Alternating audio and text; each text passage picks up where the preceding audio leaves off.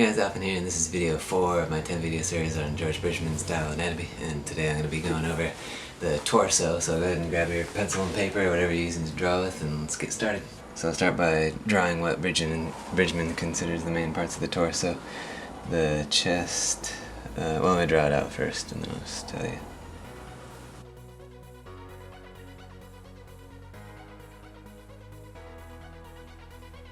So you can see here's the parts, the chest, this is the rib cage that comes down, and then the abs here, and then the oblique muscles right here.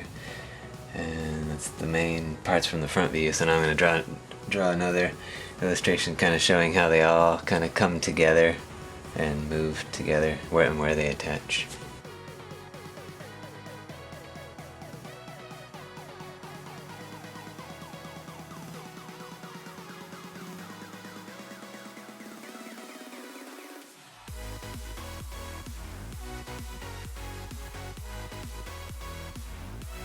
Today I didn't really do any warm-up sketching before I started this, and it's kind of showing. You can see my lines aren't as like confident, and lines aren't as a little too sketchy. But anyways, I always recommend doing like a 5 or 10 minute warm-up before you start doing your drawing. You know, whatever you're working on. It really helps me with my line quality and line confidence. So anyways, you can kind of see here how the abs connect to the the rib cage right here, and the and the pelvis right here. So you can kind of see how the abs. So when the abs flex, it brings the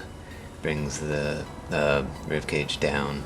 And so the next drawing I'm going to draw how when the rib cage and the pelvis get offset, or they're not at a straight angle like this. And do that drawing right here.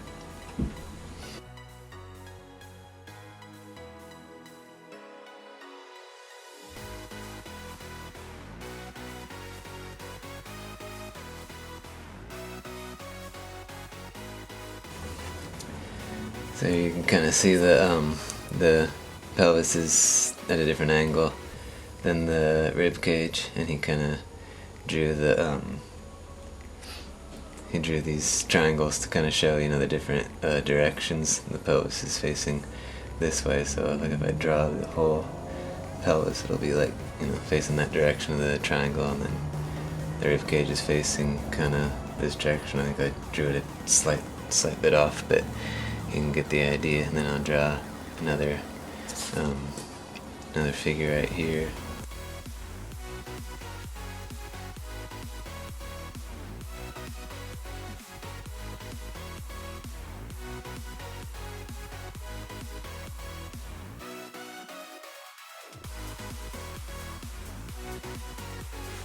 Here's another drawing to show how it just looks nice when you kind of offset the rib cage, go in this direction, and the pelvis, which is right here, go in this direction. I think I drew this a little too dark here.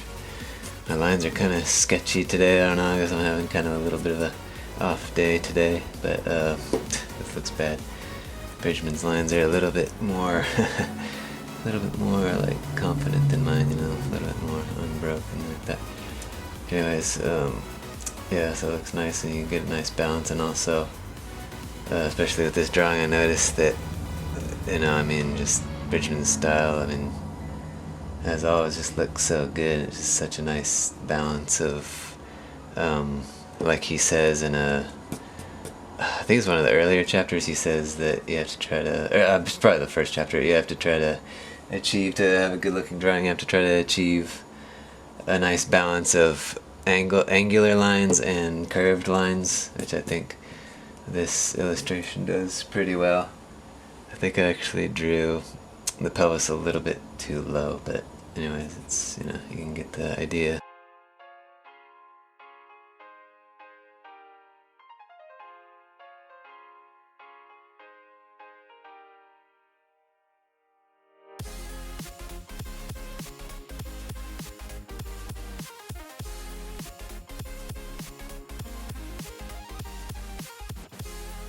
Alright, so this one illustrates the muscles pretty clearly where they are. So you got the deltoid right here, shoulder, and then of course chest, and the abs here, and then the serratus magnus is what these little muscles are called right here on the side, and then here's the oblique muscles right here. Before studying Bridgman, that's kind of a muscle I kind of didn't even draw it, I didn't even really like acknowledge it that much, but of course, you know, you will if you use enough reference, you know, so you should use Bridgman and, you know, photo reference of bodybuilders like, you know, Arnold Schwarzenegger I have right here on my drawing desk. I got some pictures of him to just for reference and stuff, you know, so right next to this I got, you know, these Arnold Schwarzenegger little shots. I printed out a thing of just a bunch of just screenshots from Google and stuff. It's good muscular anatomy for a you know, muscular person. If you want to draw a muscular, like superhero or something like that, you know, it's good reference. So that's why I have that there. And on the other side, of course, there's the book, and then I got more Bridgman. That's another page of Bridgman stuff I printed out over there, so it's great reference.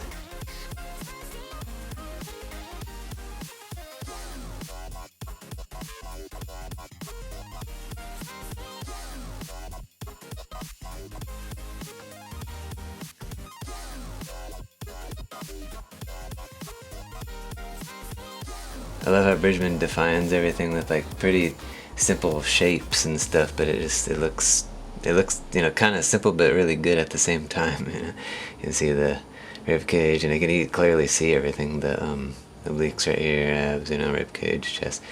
So I love how he just defines everything. I'm gonna do one more right here.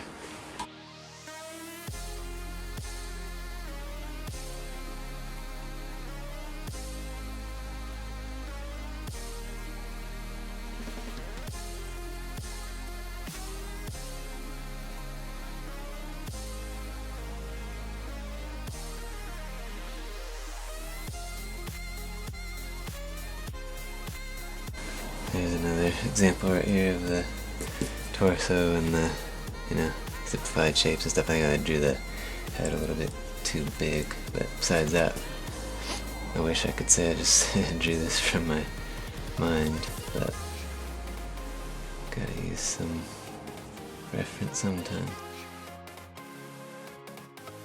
I'm gonna do a couple of drawings of the torso from the side view so you can see how everything looks from the side. Invincible.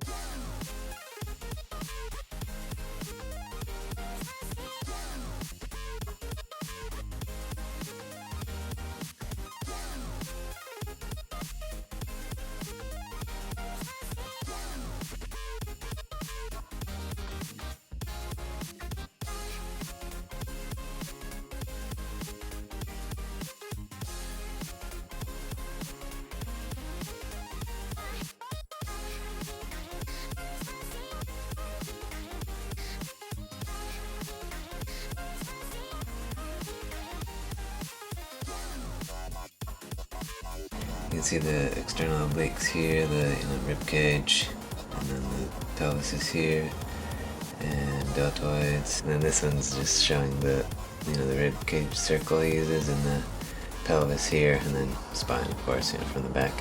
And then here's two from the side, where you can see the latissimus dorsi muscle, and then the obliques here, and the serratus muscles here, and abs, of course, chest.